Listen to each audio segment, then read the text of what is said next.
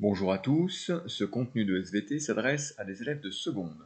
Nous arrivons à la fin du chapitre 2 sur le métabolisme des cellules et nous allons aborder maintenant la partie 2.3 intitulée Flux de matière et interdépendance des métabolismes. Alors selon votre classe et votre groupe, vous n'avez pas forcément terminé la partie précédente sur le métabolisme autotrophe. Si tel est le cas, pas de panique, cette partie sera entièrement traitée en classe très prochainement. En attendant, laissez dans votre cahier un espace d'une page environ afin de pouvoir noter plus tard les éléments de correction ainsi que la notion 2. À la suite de cet espace qui est vide pour l'instant, je vous invite donc à écrire en vert le titre de 3, puis à coller l'activité 3 dont le titre est Identifier les flux de matière et d'énergie au sein d'un organisme et entre un organisme et son environnement. Vous trouverez ce document dans le cahier texte Pronote à la date correspondant au cours. L'activité, la voici. Je lis à présent la consigne, qui est quand même assez longue et complexe. À l'aide de l'ensemble des documents ressources et des connaissances, construire un schéma fonctionnel dans lequel figureront les éléments suivants. Soleil, atmosphère, sol, tilleul, cèpe, coccinelle, puceron, cirque. Des flèches devront matérialiser les transferts de matière, organique ou minérale, entre les différents acteurs et devront en indiquer la nature. Waouh! Ça vaut le coup de la lire plusieurs fois, cette consigne. Alors, essayons un peu de la décortiquer. À l'aide de l'ensemble des documents ressources, ça veut dire qu'il faut que vous disposiez de 7 fiches, avec un total de 6 documents en couleur et un certain nombre d'informations à lire. Encore une fois, vous trouverez cette ressource sur Pronote. Les connaissances, c'est bien sûr celle du cours, et je vous renvoie pour cela aux activités 1 et 2 du chapitre. À ce stade, vous devriez savoir ce qu'est un métabolisme hétérotrophe, ou au contraire autotrophe. Vous avez vu des réactions de synthèse, de dégradation, du stockage de matière organique, de la respiration, de la fermentation, de la photosynthèse. Avec ça, on vous demande de construire un schéma fonctionnel. Vous savez, un schéma fonctionnel, c'est ce genre de diagramme très synthétique qui permet de bien visualiser les relations entre différents éléments d'un système, son fonctionnement en fait, avec le plus souvent des flèches qui ici doivent correspondre au flux, au déplacement, au transfert, si vous préférez, de matière d'un élément vers un autre. Évidemment, il est nécessaire de légender précisément tout ça pour que ce soit clair et compréhensible. Les éléments qui sont à représenter, c'est pas 1, 2, 3, 4, mais soleil, atmosphère, sol, tilleul, cèpe, coccinelle, puceron et cirque. Alors pour les 5 êtres vivants qui sont listés, vous avez bien sûr toutes les infos pertinentes dans la fiche ressources, et pour le reste, normalement vous connaissez. Regardons maintenant rapidement les documents.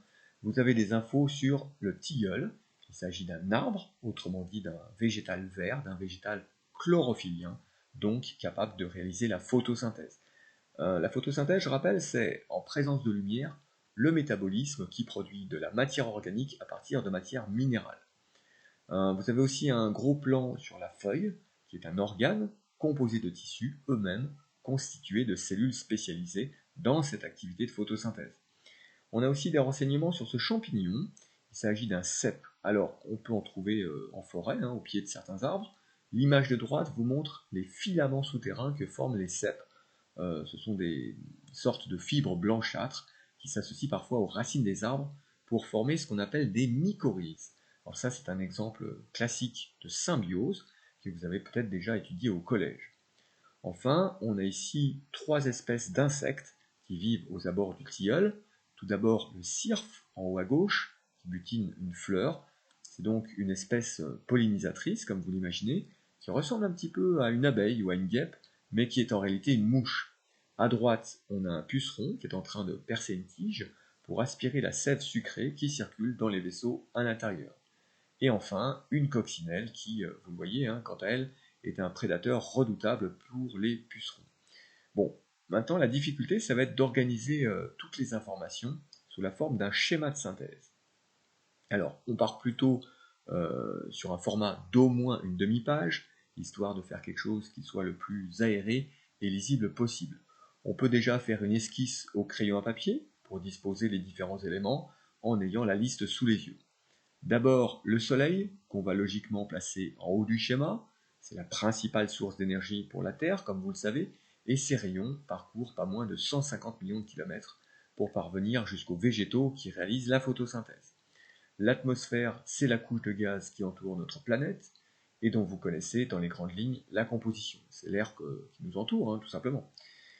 Pour le sol, on va tracer plutôt une ligne horizontale en bas, comme ça, et il reste ensuite à placer les 5 catégories d'êtres vivants dont on a parlé, à commencer par le tilleul, que je choisis de mettre en position centrale, parce qu'il est impliqué, de près ou de loin, dans à peu près tous les flux de matière minérale ou organique qui sont évoqués dans les documents. Vous voyez, je fais vraiment quelque chose de très simplifié, en distinguant essentiellement deux compartiments. D'une part, le réseau racinaire souterrain, et d'autre part, la partie feuillue aérienne. Et bien sûr, je n'oublie pas le tronc et les branches qui relient les deux. Bon, ben, je vais vous laisser finir ça tout seul, Il reste quand même un grand nombre d'informations à rajouter, et surtout beaucoup de flèches pour matérialiser les flux de matière. Si vous faites les choses correctement, vous allez voir qu'au final, ça devrait former un réseau qui illustre l'interdépendance des différents métabolismes autotrophes et hétérotrophes. Je vous laisse donc plancher là-dessus et m'envoyer votre travail le plus vite possible, et en tout cas avant la date butoir. Le plus simple pour vous, c'est sans doute de faire le schéma directement sur votre cahier, puis de prendre une photo ou éventuellement de scanner la page, et vous déposez ça ensuite à l'endroit prévu sur Pronote. Voilà, bon travail et à très bientôt.